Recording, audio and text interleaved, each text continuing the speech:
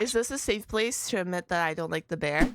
Hello and meowdy everyone, welcome back to another video. For those of you who do not know who I am, my name is Saphwyn, the silly Nico VTuber. I react to things that I find cool on this channel, so if that sounds like a good time, like and subscribe to my channel. Little self-promotion, I do have more channels on YouTube. I have a channel centered around online gacha gaming, because that's all I play, as well as a FOD channel where there are bonus reacts over there. So if you want more of me, if you want more react content, check it out down below in the comments. I hope you guys are having a fantastic day. Welcome into the video. Today we're watching Game Theory, Five Nights at Freddy's, The Ultimate Timeline. And please let me know your favorite FNAF game in the comments below if you play. I am trying to play a new one. I've only played the original, and I'm trying to see what like the most favorite and like popular game is to play. So please let me know, and we will dive into the video. Today we end the torment. 19 books, 11 games, 8 whole years, all leading to this moment. Ayo, I didn't realize the franchise was that massive. I knew the franchise was big. I didn't realize it was massive. Also, if you want to watch the video without me talking and reacting and pausing, because some people complain that I pause and talk in the react video, I know, crazy. It is linked down below, and you can go watch it there. The ultimate FNAF timeline is finally complete. The pieces are in place for us. Now, all we have to do is put this story of tragedy, I'm so locked and loaded for this. Back together.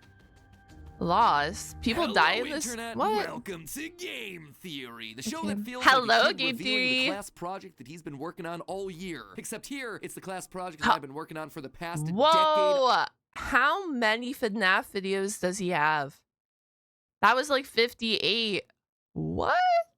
Of my life. This one is big, my What? friends, and I gotta admit, kind of nervous. I haven't attempted a timeline video on this franchise since That's crazy. 2018. Back in the days when Mike was the crying child, Afton coming back was actually a surprise, and Fazgoo wasn't a phrase I'd... Chat, what is Fazgoo? You know what? I don't think I want an explanation of what Fazgoo is. That's okay. That's okay. But since the last time I did something like this, I'm we've just had curious. 3 more massive games, the death and revival of the FNAF movie, and more robot kids than you can shake a staff bot at. Robot it is exhausting kids? trying to keep track of this whole franchise, What? which honestly is why I'm here today. The lore at this The point is lore! complicated. It is full of speculation. And I'm actually, like I said, I've only played one of these games, but I know that this fandom is like diehard, and they absolutely love this game. So I'm really excited to learn why people love the game so much. theory. So to hopefully make it a little easier for everyone and to give us all a baseline to talk about this Yippee! franchise moving forward into the future, it's time to reveal my current working FNAF timeline. But just before I do, I just want to explain a couple of things. First, this timeline is massive. Seriously, it is huge. This thing How towers massive is over any massive? Wait, he does Pokemon ones too? Ayo. project we have ever done on the channel. But when you look at the totality of this franchise, the story of FNAF really boils down to the story of one man, William Afton. His successes, his failures, his rise to becoming co-owner of one of the most successful restaurant franchises in the world, and his So we can blame everything on him? Is that what I'm hearing? I think that's what I'm hearing. eventual fall to the monsters he helped to create, only to then be reborn in a new digital form later. He's the bunny?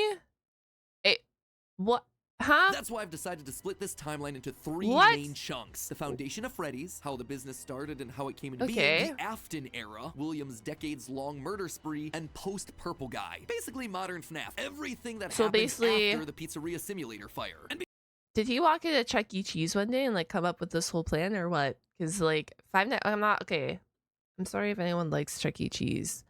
I'm just saying Five Nights at Freddy's and Chuck E. Cheese gives off like the same vibes. You know? Because there are lots of new big revelations in this thing that seemingly come out of nowhere, as well as just points I want to talk about further, I decided to dedicate one episode to each chunk. I originally wanted it to be one seamless, continuous video, but it just felt incomplete without some sort of explanation at the end of each one. Once this whole thing's done, I promise I'm going to merge all the narrative bits into one massive video so you can just skip my explanation. So for now, this just felt like the best, most satisfying, most complete way to do this. That being said, this is still about the story. summary, the broad strokes of the franchise. So in order to make sure that you guys know that I'm not just pulling answers out of thin air, not only am I discussing some of the more controversial bits at the end of each chunk, we're also putting in a handy little graphic in the bottom left-hand corner of the screen, which will show thumbnails, video titles, books, and any other citations that we need throughout the video. Nice. I love when YouTubers do this. Nice. So if you wish to understand that specific statement in more detail, you know exactly where we've taken it from. That way you can look into those details for yourself. Graphic so sit novels? Back, grab some popcorn or your pitchforks if you're the type to get upset when I say something controversial, and make sure that you subscribe, since this is going to be a video that you're going to want to come back to a few times in order to fully dissect. Without any more waiting, we're gonna have to watch it a few times. The story of a loving, obsessive father who slowly descended into madness, and along the way discovered the secret to eternal life. He is the bunny.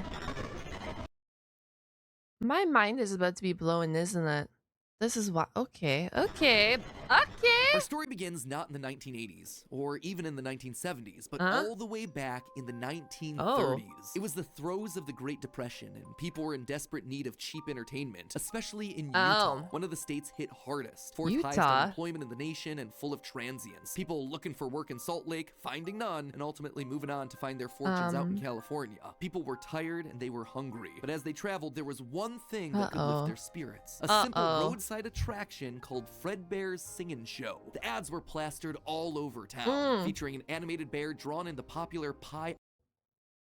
So this is how it all started. This is the beginning of the fall?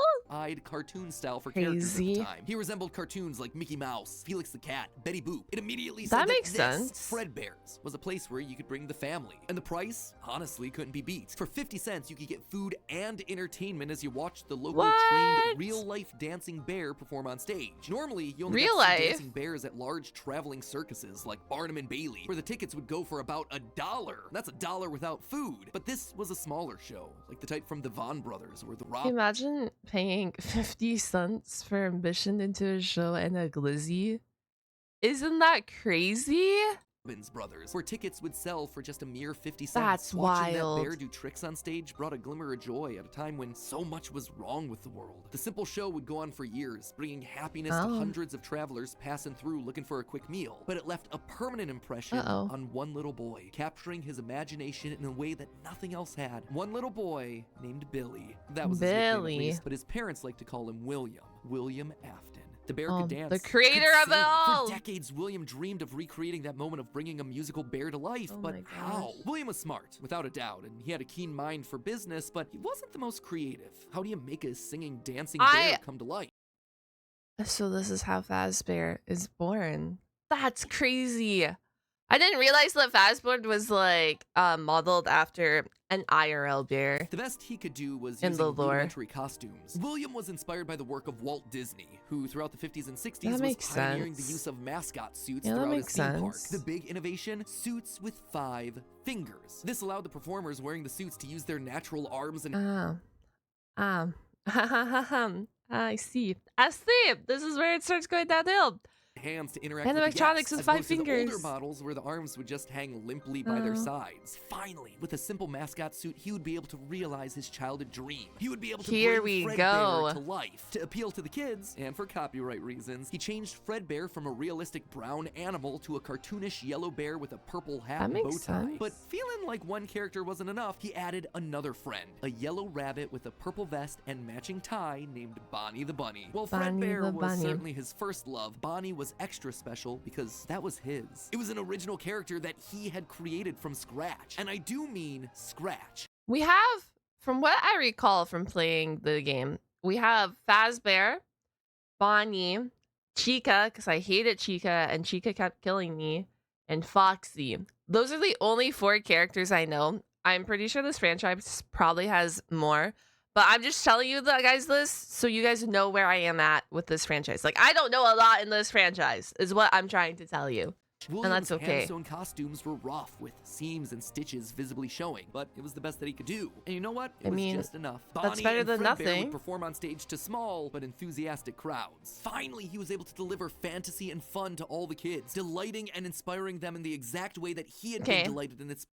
My question is, if they're both performing on stage, who is in the bear? Because he's the bunny. He loves the bunny. So who's performing in the bear costume? Fired so many years ago, and things could have ended there. Question mark? That could have been the end to his story. It could have they been could rotate out. perfect had it not been for Never mind. one thing. Other people saw the success of his idea, and Ah. they wanted in. Enter Chica's Party World, a rival Oh, restaurant look! starring performing This animal thing. characters. His idea, except they did it better. William may have been the first, but obviously he wasn't William's the best. mad. It hurt the prideful William Afton to admit it, but this restaurant was able to do the thing that he always wanted to do, make the animals actually come to life. All of the performers in this restaurant were robots, simple metal skeletons that were here powered we by go. battery So packs, Chica's the but all of first them able to one. freely turn and talk and dance on I their didn't know own, that. no human required. It was like magic, Cool. magic that came from the mind of a brilliant creator named Henry Emily. This Henry, in some small way, I do appreciate how deep this lore is, because holy. had been able to harness the power of life itself. Afton admired him. He was jealous, to be sure, but he also looked upon this man with awe. Off to one side of Chica's Party World was a small cabaret stage featuring an elephant magician. On the other, a hippo known to ramble on and on. That one was more of a joke for the parents, but it was the main stage that was for the kids. A rocking band of characters featuring a yellow chicken thing with a southern drawl named Chica, backed by a band of other country-themed characters. Including a pig with a banjo, an upbeat frog from the local swimming hole, and a brown bear with a heavy southern accent. Wait, a bear? But bears were his animals. Why not a Wait. Okay, speculating here. Did he go steal these animatronics? Is this what happened? cow or a horse? Something to fit the country theme a bit better. Why did it have to be a bear? No. And adding insult to injury, they had the That's nerve Fast to Bear, call isn't this it? thing Ned Bear, a direct Ned. copy of his own Fred Bear. Whoops, that's gonna leave a mark. No, that was not okay. Afton's jealous admiration turned to hardened bitterness. A bitterness that would only grow over the next couple of years as families continued to choose Chica's Party World over Fredbear's. William just couldn't compete with the appeal of the robots. Eventually, his restaurant would go bankrupt, only to get bailed out by, of course, Henry Emily. Another insult, another humiliation. Wait, no. You're telling me he goes bankrupt and then the creator that made him go bankrupt gives him money to bail him out? That's kind of messed up. I'm not gonna lie. That is a little messed up here. That William wouldn't soon forget. 1979. He is holding a Despite being grudge. bitter, Afton couldn't deny that what came next was a period of massive success and expansion. With the two franchises now merged into one, it was the best of both worlds. Afton's ideas with Henry's robotic expertise. The two men so they decided to teamed launch under a new up. name, Fredbear's Family You know what? This makes more sense. They teamed up. Gosh, sorry. Diner, a pizza chain that would eventually come to feature a mix of humans in performing suits as well as on-stage animatronics. That's probably They a nice decided to stick combo. with Fredbear as the headliner, considering the yellow bear was easily identifiable as a brand and because he was the original performing animal mascot. Afton appreciated that. This new restaurant would also see a mix of characters as the two franchises merged into here we one, go. with Pig Patch and Happy Frog performing right alongside Fredbear and Bonnie. And as part of this one big Fredbear I'm not gonna lie. Does anyone else get these vibes? The pig and the frog, they don't look as scary as Bonnie and the bear. I don't know if anyone else gets these vibes, but I don't know, family that man. even got themselves official merch that were released, Cute. ranging from masks to magnets. The crappy Mr. Hippo fridge magnet? That's cute. That said, not all the characters were winners. The reception to some characters was just mediocre. So they faded away into the dumpster, storage units, and retro budget tech stores of lost nostalgia, waiting for their chance to step back into the limelight if and when a headliner went out of commission. Others, though, would fare much better, like a new Pirate Fox, as well as a blue guitar-playing variant of the yellow Bonnie Bunny. Ultimately, the franchise would get so big, it would spawn its own cartoon show, Fredbear and Friends. Business was booming. In the end, Fredbear and Bonnie's popularity would be so strong that they would be able to support the Fredbear's Family Diner franchise all on their own, while also spinning off a new sister location dedicated to their friends. In 1983, Freddy Fazbear's Pizza launched, given a dedicated home. I knew the lore was crazy in this game. I didn't realize it was this crazy and in depth. And this is only one video. And like I said, he has like 50 plus, 60 plus videos of FNAF lore. Home to all this new supporting cast of characters. Chica the Chicken, Bonnie the Blue Bunny, Foxy the Pirate, and of course the headliner, a brown Freddy Fazbear. Of Business course. was good, and Afton was happy, mostly. It did bother him that the one original character that he created, the one that he himself played, Golden Bonnie, got passed over for inclusion in that cartoon show. The only character in the roster of regulars to get ignored for the show, but other than that, things were going smoothly. He had himself a wife, 2 sons, a daughter. He had a thriving business. A family. And best of all, he was able to learn the craft of robotics from the man that he both loved and hated, Henry. Together, they were constantly pushing the limits of what these characters could do. Because it was quick and easy, new characters... I'm just waiting for like the twist of events, you know, like, you know, the downhill spiral, like us going down on a dark path, us losing our shit. I don't know. I'm just like waiting for that. Is anyone else waiting for that? I'm just waiting for the, you know, 0 to 100, but I guess it'd be 100 to 0. Was introduced into the roster would be given a simple hand-sewn suit with 5 fingers that any performer could wear. Eventually, Henry would design one of his signature animatronics for that character, utilizing a divided mouth with either a hinged or sliding jaw design. This was the first generation of animatronics. Oh my gosh. Why stop there? Afton had big ideas. Why what stop if the there? animatronics weren't just locked to the stage, but could freely roam the restaurant and interact with the kids?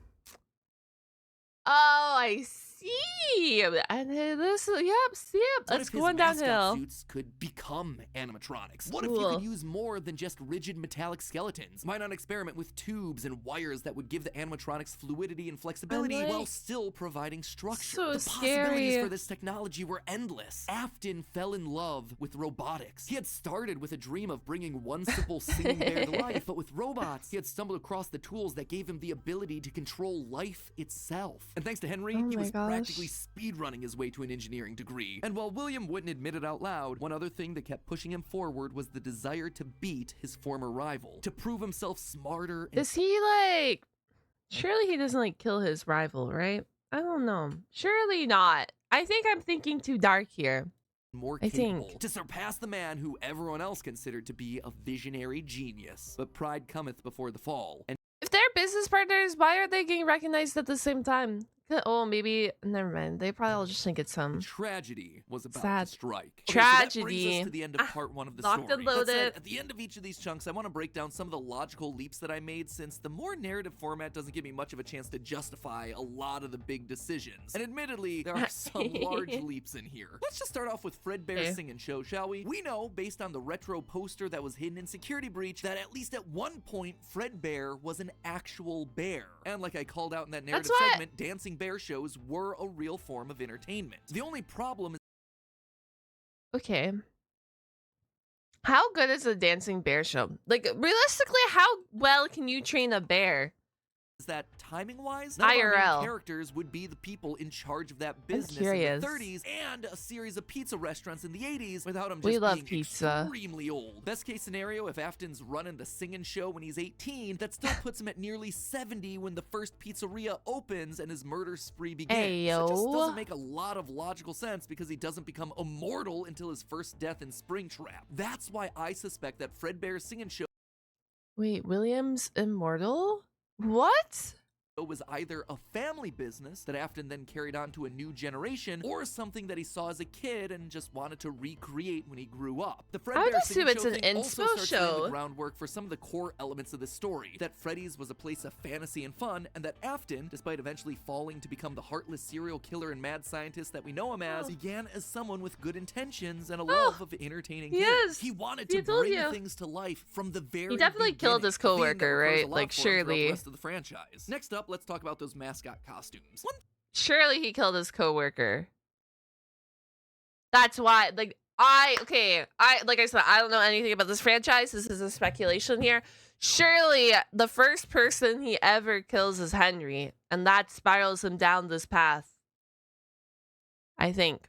He wanted to bring things to life from the very beginning, a theme that recurs a lot for him throughout the rest of the franchise. Next up, let's talk about those mascot costumes. One thing that I keep going back to is the design of Glitch Trap. It's a handcrafted suit. You can see the seams and everything. It even has 5 fingers for the performer's hands. It is very much not... Bro, if I was a child and I went to an entertainment, I don't know, like, building, I guess, arcade, like an entertainment place, and I saw this rabbit as a child, I don't think I would be a fan. I think I would be scarred and I would be sad growing up.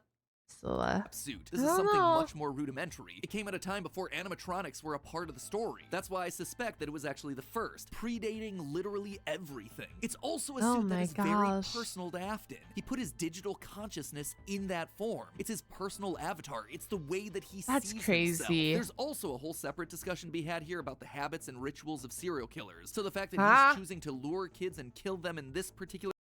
Oh my gosh, I'm in too deep.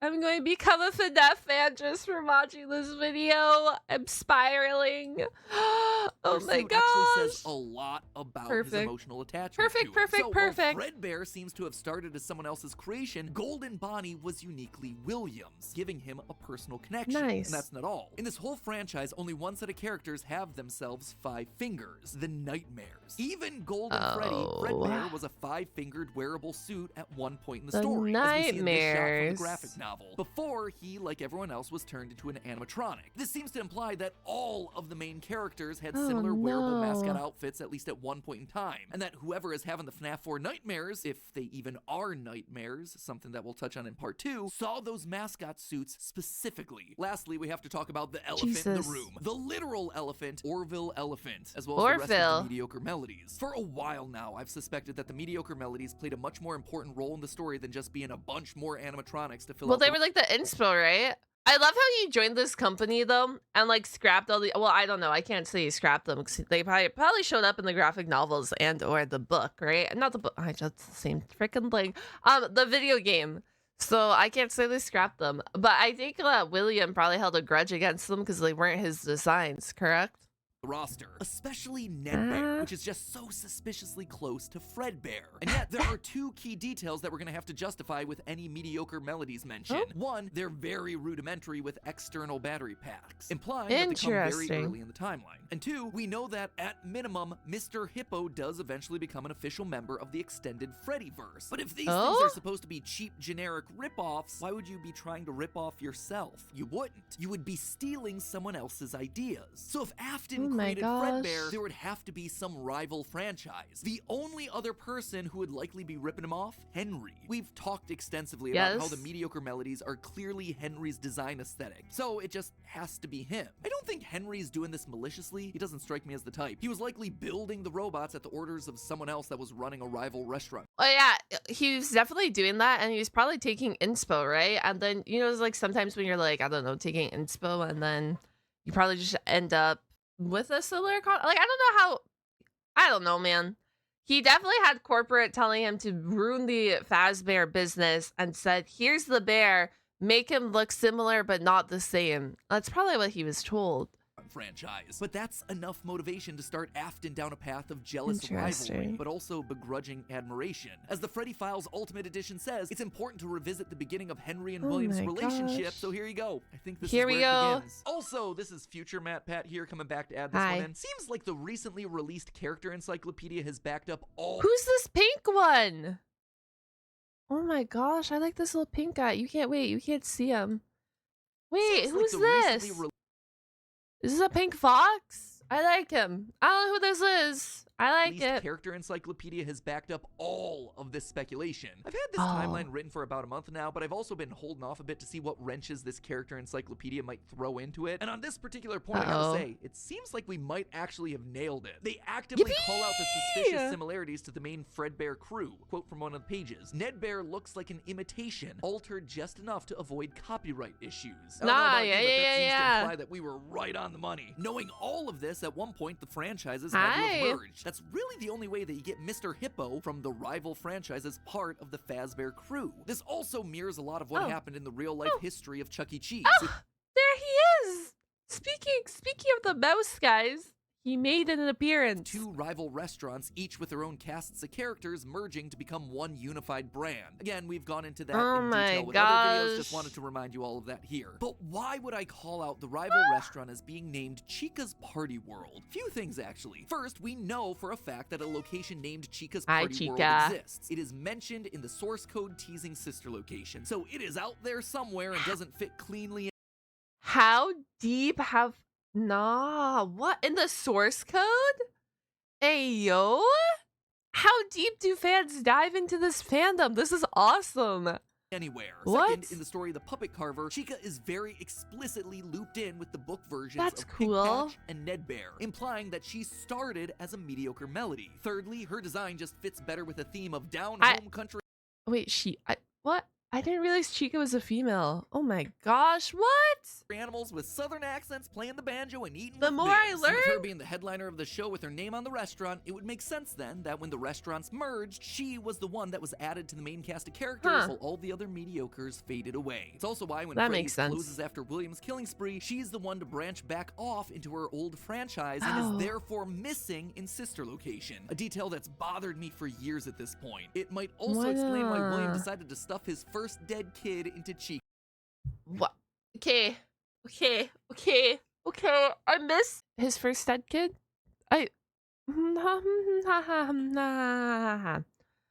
I miss the part where William killed everyone. I guess that's just implied that I should know that if like I'm coming into this video, maybe? Because I don't think he mentioned him killing any of his daughters and son. So he killed his whole family, his wife and his 3 kids, and stuffed them all into a what is that? Is that how all the animatronics are? Oh no. Oh no. Oh That one no. was Henry's creation, not his. Oh, Is all of no. this a big leap? Yeah. Is it connecting a lot of dots that are very spread out across the franchise that I've been holding on in the back of my mind for years? Absolutely. But I think it makes sense. It also serves as a clean answer to a lot of the random threads that Scott's I'm been leaving so dangling curious. for years. So with all of that in mind, my friends, we can close the book on the foundation Bye-bye. of Freddy's. And don't worry, next week I'll be back to give you arguably one of the most confusing parts of this entire timeline Oh, situation. no. Part 2, the Afton era. I promise it The will actually Afton- be is- next week this time. No Is the Afton era like how he turned and went bad? How he went on his downhill spiral? more waiting around. I am just as eager to get Oh this one my out the door as you gosh. are to watch it. I promise. You know what else I promise? I promise that we'll actually get to talking about the games. I would have liked to have talked about them in this Yippee! episode, but there just isn't that much. No, of the I games that actually help- dead ass though, not even like speaking about the games. I'm really enjoying this. I'm going to become a FNAF lore master after us to these pick anything videos. pre-Family Diner. And then I Although, guess let's I'll be have to play honest, the this franchise games. has never been just about the games anyway. Even back in the early days of FNAF, we were decoding images and source code that Scott fed us through the website. The modern day books and the clues that we get from That's those things, now they're cool. just modern extensions of that. All of it is crucial to understanding this franchise. That's and its lore. wicked. Unless, of course, Steel Wool finally gets around to making that Fredbear's Family Diner game they want to make so badly. I've always would love to do is get kind of back to. I What? have no clue if we'll ever be able to do this, but getting back to kind of like the origin of like Fazbear Entertainment or the origin of. What if we have like a happy-go-lucky, like a pop-up pizzeria game, but with the Hasbro characters?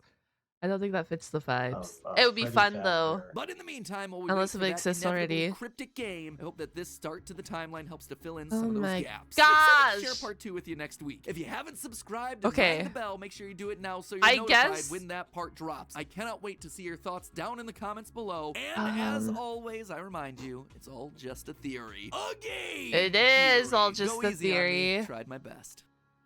I thought he did a really good job. I don't know. Like I said, I don't know about this franchise, so to me, personally, I think this is a good job. I've learned lots. I'm curious to see the downfilm of Afton, which I guess is in part 2. I honestly didn't plan on this video being as long as it was, or else we would have done part 2 now. So if you want a part 2, let me know down in the comments. And if you've watched all the way to the end of this video, if you are watching at this current point, comment down a bear emoji. If you can't, just type like bear emoji to show me some love. And this just shows me that you've watched all the way through to the end of the video. I hope you guys are having a fantastic day, though. I hope you are enjoying this. I definitely, if this video does well, or not even well, if this video like gets, I don't know, 100, 200 likes around there, I will be doing a part 2. I'm really curious just to see what the heck is going on in this universe. I hope I don't get sucked into like a black hole of FNAF though, which might happen. Maybe I just become like a FNAF creator for like 2 months here. I don't know. We should see.